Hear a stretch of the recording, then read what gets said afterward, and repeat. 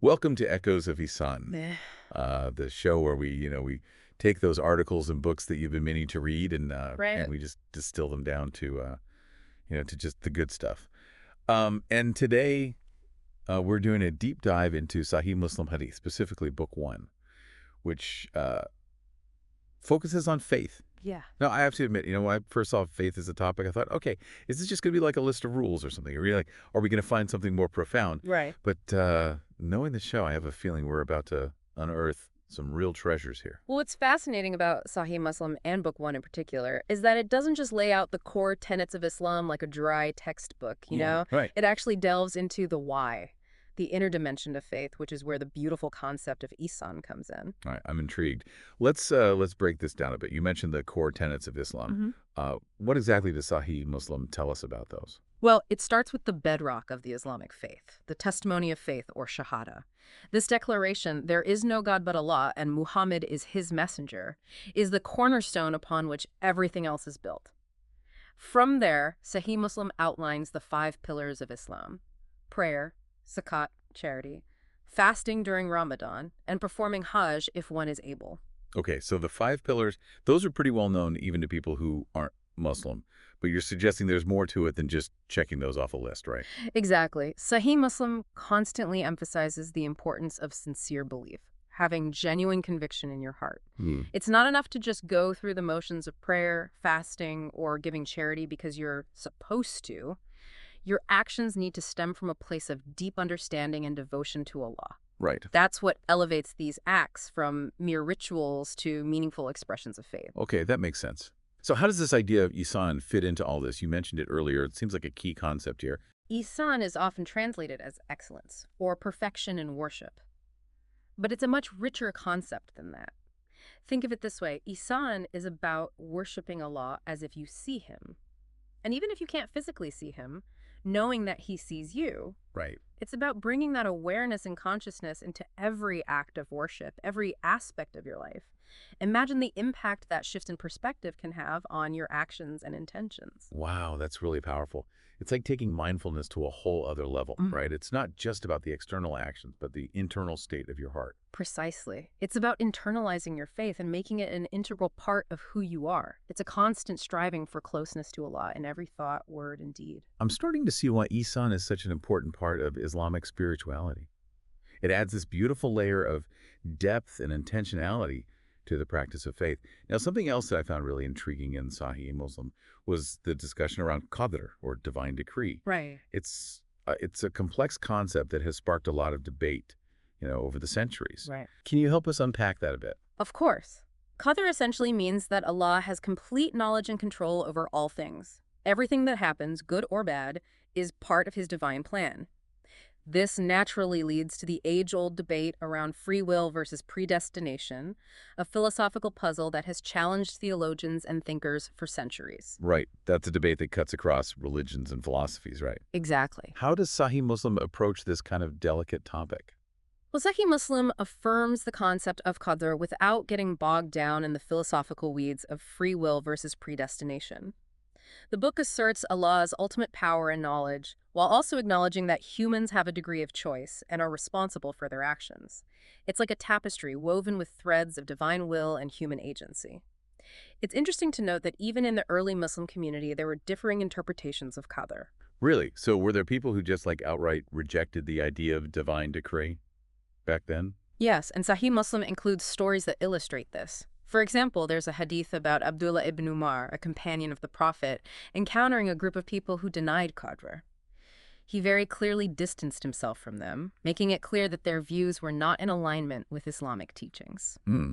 That's a powerful story, especially considering how sensitive this topic can be. It seems like belief, or Iman, plays a huge role in Sahih Muslim. Absolutely. And it's more than just a mental acceptance of certain ideas. Right. It seems to have tangible, real-world implications. Absolutely. One striking example is the hadith stating that when someone sincerely professes their belief in Allah and renounces all other deities, their life and property become inviolable. This declaration of faith creates a sacred covenant that grants them protection within the Muslim community. Wow, that's a powerful statement. It goes beyond just words, doesn't it?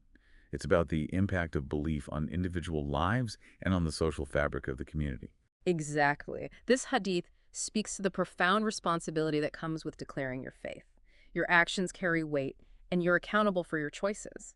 It also underscores the vital role that faith plays in establishing a just and compassionate society where individual rights and dignity are upheld. So it's not enough to just say the words, you have to live by them. Yeah. Your actions need to reflect your inner convictions. It can't just be a superficial display of piety. You hit the nail on the head. It's about aligning your actions with your beliefs, walking the walk, not just talking the talk. Sahih Muslim makes it very clear that true faith manifests in both our inward state and our outward behavior. Speaking of consequences, Sahih Muslim doesn't shy away from discussing the afterlife, both the rewards of paradise and the punishments of hell. Right. It's a subject that can be both fascinating and a little unsettling. That's true. The book uses vivid descriptions of paradise and hell, not just to instill fear or promise reward, but to encourage reflection and introspection. It's a reminder that our choices in this life have eternal consequences. But even within those descriptions, there's a consistent emphasis on Allah's mercy and justice. You're right. It's not just about fire and brimstone. What really captivated me were all those hadiths outlining acts that guarantee paradise. Right. They offer this incredible sense of hope and guidance.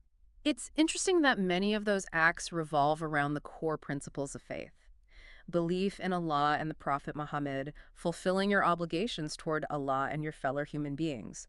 It's about living a life aligned with divine guidance, seeking to please Allah in all that you do. There are so many beautiful examples in Sahih Muslim, like the story of the Bedouin who approached the Prophet and asked for deeds that would lead him to paradise. The Prophet told him to worship Allah alone, establish prayer, pay zakat, and be good to his kin. Simple yet profound actions that can transform our lives and earn us Allah's favor. Then there's the story of Malik B. Duksham, who was, he was known to be a hypocrite. And when the Prophet was asked to curse him, he simply stated that anyone who sincerely testifies that there is no God but Allah and that he is his messenger would not enter hell. These stories beautifully highlight the transformative power of faith and the emphasis on sincerity. The Prophet didn't simply tell people to believe and you're good. He stressed the importance of genuine faith, of letting that belief permeate every aspect of your life. Sahih Muslim also reminds us that Islam offers a chance for redemption. It emphasizes that sincere repentance and turning back to Allah can wipe away past sins, giving us a fresh start on our journey towards paradise. It makes you wonder, is mere profession enough, or are actions necessary? That seems to be a central question running through Sahih Muslim. It is a profound question, and Sahih Muslim offers a nuanced perspective. It's not about a simple formula or checklist. It's about a constant interplay between belief, actions, and intentions. It's a call for us to continuously reflect on our lives, striving to align our inner and outer worlds, and make our faith a living, breathing reality. That idea, aligning our inner and outer worlds, brings us to a topic that I think will deeply resonate with our listeners today. Sahih Muslim includes warnings about trustworthiness diminishing in later times. It paints a picture of a world where people might go through the motions of religious practice, but their hearts are far from Allah. You're referring to the hadith of Hudhaifa bin al-Yaman, which uses a powerful metaphor of hearts turning black, losing their purity and sincerity. It's a sobering reminder that faith is not a static state. It's something we need to constantly nurture and protect from the corrosive influences of the world. It's definitely unsettling, especially considering the challenges that we face, in our modern world. Right. With all its distractions and temptations. Right. It makes you wonder if we're seeing echoes of that, in our own society, with people losing sight of genuine faith and connection with the divine. That's a valid concern. But what's important is how Sahih Muslim empowers us to face these challenges. It calls for deep introspection, urging us to examine our own hearts and assess the state of our faith. Are we truly connected to Allah, or are we just going through the motions? Are our actions fueled by sincere belief and a desire to please Allah, or are they driven by ego, social pressure, or a desire for worldly gain? These are difficult but essential questions that we need to ask ourselves. Self-reflection seems absolutely crucial in light of everything we've been discussing. It's not about blind faith, but about consciously cultivating a deep and meaningful connection with Allah.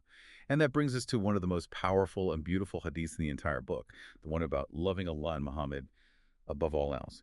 This hadith seems to connect back to that concept of Ihsan we talked about earlier. It's a profound teaching that goes to the very heart of Islamic belief and practice.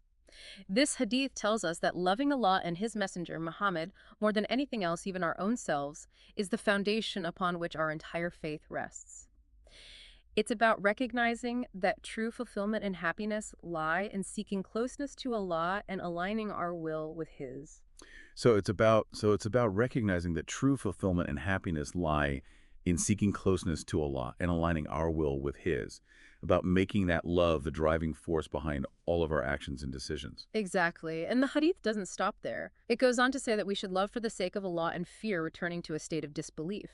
It's a reminder that faith is a precious gift that we need to cherish and protect. We need to be vigilant in our efforts to stay on the path of righteousness, knowing that straying from it can lead us away from the divine love that nourishes our souls. It's a beautiful and challenging concept, this idea that love and fear can work together to motivate us on our spiritual journey. It shows that faith isn't just about passive belief, but about actively engaging with our faith, striving to deepen our connection with Allah and living our lives in a way that reflects our love and devotion. Precisely. And again, we see how the internal aspects of faith, love, fear, sincerity, play such a vital role in cultivating genuine devotion. They're the driving forces behind our actions, pushing us to strive for excellence in everything we do, to constantly seek Allah's pleasure, and to embody the true spirit of Ihsan. Wow, we've already covered so much ground, and I feel like we're just scratching the surface of Book 1. It's amazing how much depth and wisdom is packed into these teachings. I'm definitely feeling like this deep dive is living up to its name. It's truly remarkable how much insight and guidance can be found in Sahih Muslim, and we only just begun to explore its riches. Maybe we should take a pause here and let our listener absorb all this incredible information. We'll be back soon to delve into even more fascinating aspects of Sahih Muslim and uncover the hidden gems within its pages. So, picking up where we left off, I think it's worth taking a closer look at some of the more descriptive passages in Sahih Muslim. There are these incredibly vivid accounts of the Prophet Muhammad's experiences that truly capture the imagination, and they sort of transport us to a realm beyond our everyday reality. You're talking about the Prophet's night journey and ascension. Exactly. I have to say, that was one of the parts that really jumped out at me when I was reading through Sahih Muslim, the idea of a night journey to heaven. On like a winged creature, it almost sounds mythical, doesn't it? It does. Like Yeah. something out of, a fantastical tale. It does have that kind of mythical quality, and I think that's part of what makes it so enduring and captivating. The details are incredibly rich and evocative.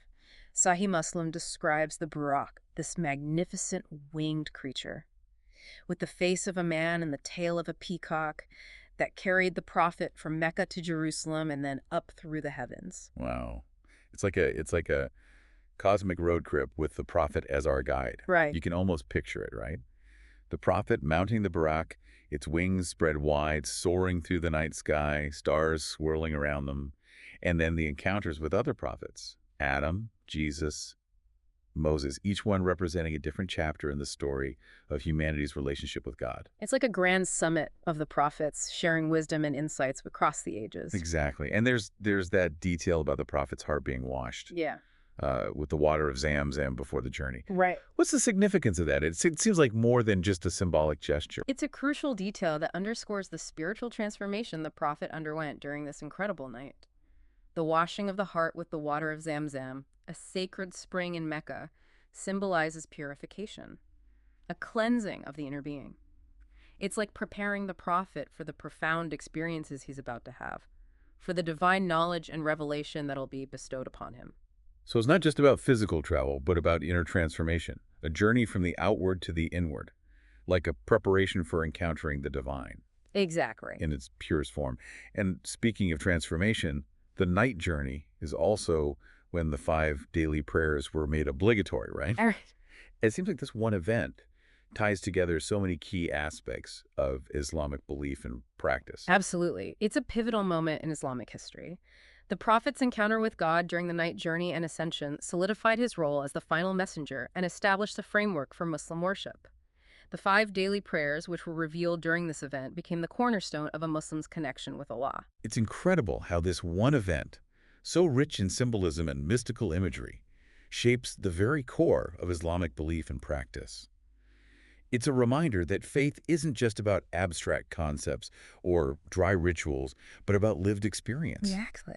about encounters with the divine that can transform us to our very core Right. and leave an indelible mark on human history. You put it beautifully.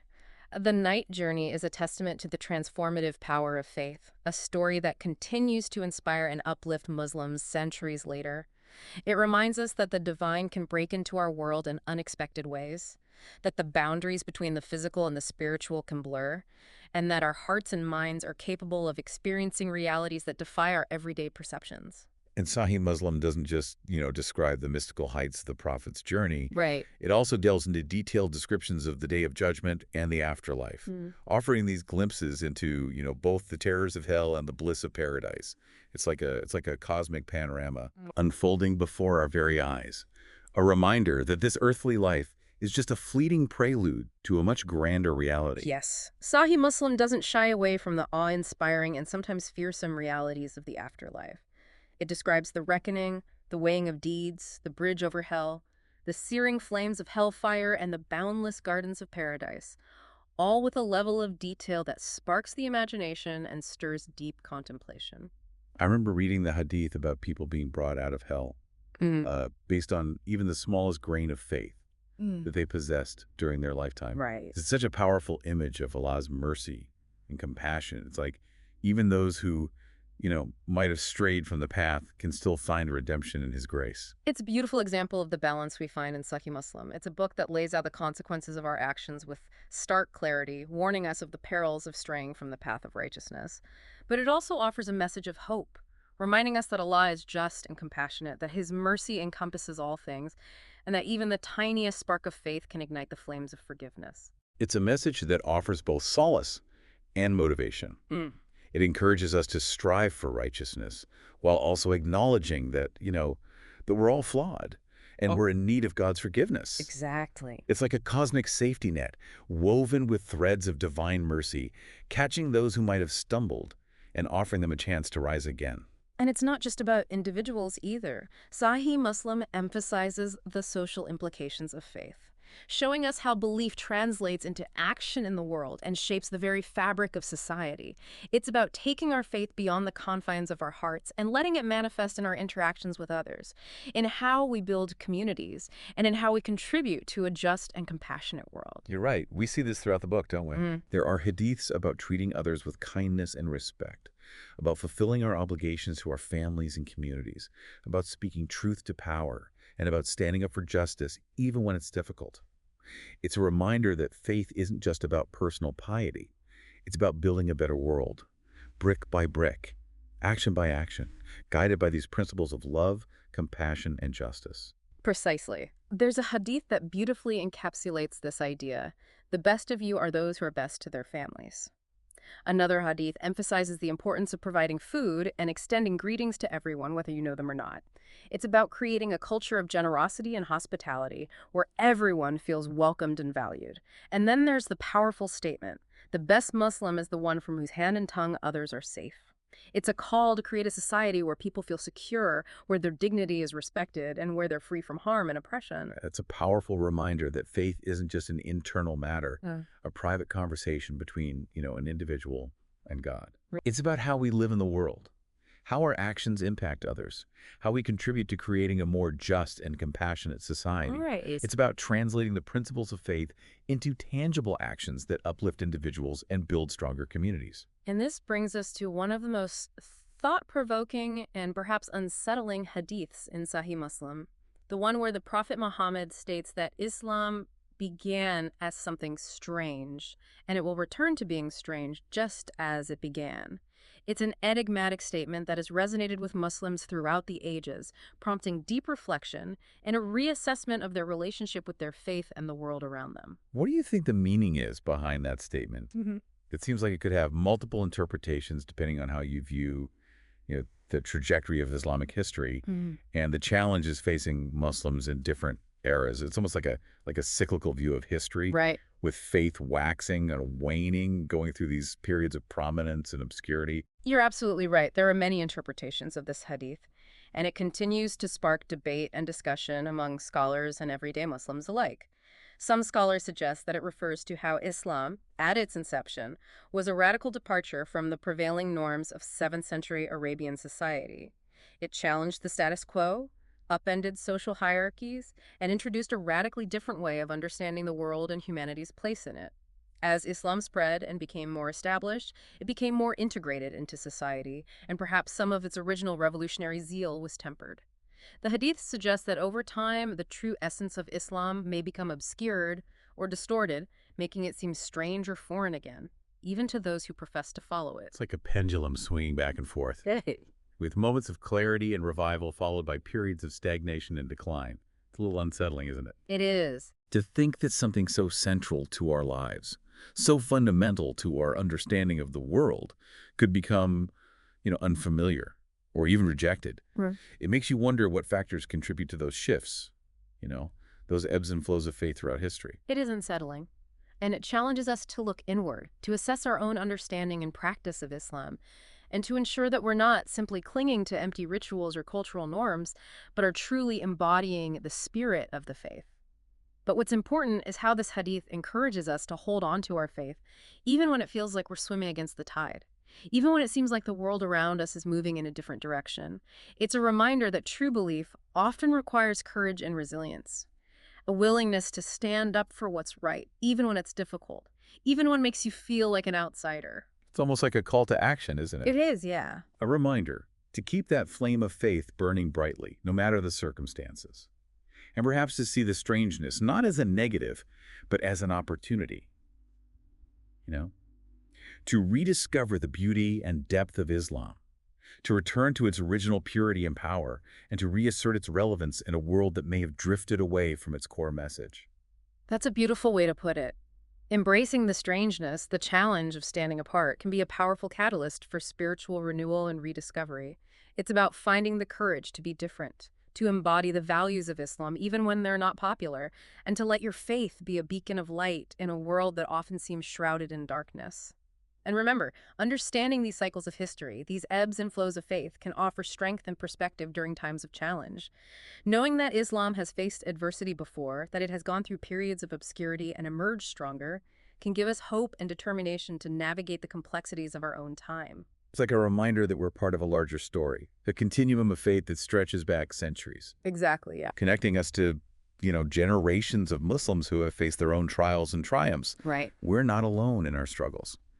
And that realization can be incredibly empowering.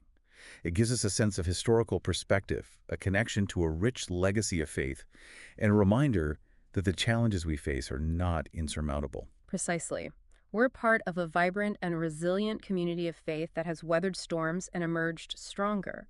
And that knowledge can be a source of strength and inspiration as we navigate the complexities of our own lives and strive to make our faith a beacon of light in the world. Wow, we've covered so much ground already. From the mystical heights of the Prophet's night journey to the profound implications of the Day of Judgment, from the importance of sincere belief to the challenge of living our faith in a world that often seems to be moving in a different direction. Yeah. I feel like we've only just scratched the surface of the wisdom contained in Sahih Muslim. You're right, there's so much more to explore. Sahih Muslim is a bottomless well of guidance and inspiration. But I think it's a good time for a pause, a moment to let all these incredible insights sink in. We'll be back soon to wrap up this deep dive and explore the enduring legacy of Sahih Muslim and its relevance for our lives today. Okay, so we're back, and wow, this deep dive into Sahih Muslim has been, it's been a real eye-opener. It's amazing how much depth and richness is packed into these ancient teachings. It's like we've uncovered this treasure trove, this hidden treasure trove of wisdom and guidance. It really is a remarkable text. Sahih Muslim offers profound insights into every aspect of a believer's life, from the foundational principles of faith to the complexities of, navigating the world around us. It's a guidebook for living a life of purpose and meaning grounded in a deep connection with the divine. You're right. We've covered so much ground, like the core tenets of Islam, the profound concept of Ihsan, the complexities of divine decree, the transformative power of sincere belief, those vivid descriptions of the afterlife, and even the challenges of maintaining faith in a world that can sometimes feel hostile to spiritual values. I mean, that's a lot to process. It is, and yet I feel like we've only just begun to scratch the surface. Sahih Muslim is this vast and multifaceted work that rewards repeated study and reflection. But as we wrap up this deep dive, I'm curious, what are the key takeaways for you from Book One? What are the most important things for our listeners to remember as they continue their own exploration of these timeless teachings? That's a great question. I think for me, the biggest takeaway is this sort of holistic nature of faith that's presented in Sahih Muslim. It's not just about believing certain things or performing certain rituals. It's about a complete transformation of the self, encompassing our beliefs, our actions, our intentions, our relationships with others, and even our understanding of the unseen world. I couldn't agree more. Sahih Muslim paints this beautiful picture of a faith that permeates every aspect of our lives. You know, it's about integrating our beliefs into our actions, aligning our inner and outer worlds, and striving for excellence in all that we do. It's a journey of continuous growth, self-reflection, and striving to embody those divine attributes of love, mercy, compassion, and justice. And it's not always, an easy journey. No, definitely not. Sahih Muslim doesn't shy away from the challenges and the temptations that we face in this world. It acknowledges that there will be moments of doubt, struggle, and even despair. But even in those moments, the book reminds us that Allah's mercy is always there, guiding us back to the path, offering us a chance to repent, to start anew, and to draw closer to Him. That's such an important point. Sahih Muslim offers both warnings and hope. It reminds us that our choices have consequences, both in this life and the next. But it also assures us that Allah is infinitely merciful and forgiving, that He desires our well-being, and that He has provided us with a clear path to attain His pleasure and earn His reward. It's about realizing that even when we stumble or fall short, we can always turn back to Him, seek His guidance, and find solace in His infinite love. It's like a constant reminder that, that we're not alone on this journey. Right. We have the guidance of the Quran, the teachings of the Prophet Muhammad, the support of the Muslim community, and most importantly, the unwavering love and mercy of Allah. And that realization can be incredibly empowering. It gives us the strength to face our challenges, to overcome our weaknesses, and to strive to become, the best versions of ourselves. Beautifully said. And I think that's a central message of Sahih Muslim. It's not just about learning a set of rules or doctrines. It's about embarking on this transformative journey of the heart and soul. A journey that leads us closer to Allah, strengthens our character, and empowers us to live lives of purpose, meaning, and service to humanity. So it's not just about asking, what do I believe? Right. But how do I live my belief? Right. How do I translate my faith into action? How do I make my life a reflection of the values that I hold dear? Exactly. And those are questions that, that we need to be asking ourselves constantly. Sahih Muslim provides us with a framework for navigating those questions. It offers a wealth of practical guidance, ethical principles, and inspiring stories that, that illuminate the path toward a life aligned with the will of Allah. It's a reminder that faith is a gift, but also a responsibility. Absolutely. It's something that we need to nurture and protect, both within ourselves and within our communities. It's about creating a ripple effect of goodness, letting our faith inspire us to make a positive impact on the world around us. I couldn't have put it better myself. And on that note, I think it's time to leave our listeners with a final thought, something to ponder as they continue their own exploration of faith and strive to embody the timeless teachings of Sahih Muslim. Okay, I'm all ears. What's the parting wisdom from Sahih Muslim that we can leave our listeners with? Remember that Sahih Muslim offers a path to paradise, a path paved with faith, righteous actions, and a heart filled with sincerity and love for Allah. It's a journey that requires effort, dedication, and this constant striving for self-improvement. But the rewards are immeasurable. So ask yourself, what steps can you take today to bring your life into greater alignment with your beliefs? How can you embody the spirit of Ihsan in your interactions with the world? How can you make your faith a beacon of light, guiding you towards a life of purpose, meaning, and closeness to the divine? Those are powerful questions, and I think they perfectly encapsulate the essence of this deep dive into Sahih Muslim. It's been an honor to explore these profound teachings with you, and to our listeners, thank you for joining us on this journey. May your faith continue to be a source of strength, guidance, and inspiration in your lives.